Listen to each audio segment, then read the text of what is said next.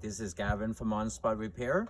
Now we're going to talk about, when you're done with your snowblower in the winter time, during the springtime, what do you have to do to it? So try to keep this in mind.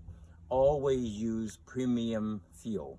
And if your carburetor has already been having issues, so what you also want to do is that when you buy the premium fuel, you want to add a little bit of fuel stabilizer in it too, before you pour them into your snowblower.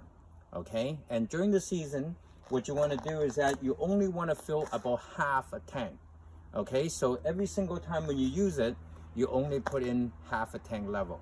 So during the springtime, you just wanted to check, see how much fuel you have inside your tank, and then if you could remove them from here by using a turkey baster or something to remove the fuel out and then put them in your lawnmower is perfectly okay. Okay, so the next step is to making sure that you could run the carburetor dry.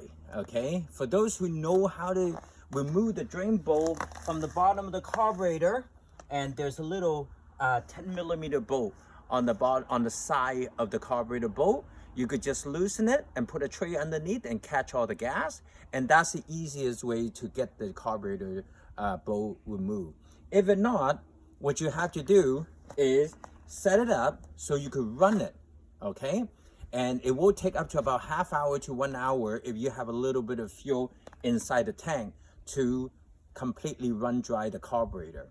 So this is your tip to make sure that the storage your snowblower during the summertime, to ensure that it will start up easy for the next season.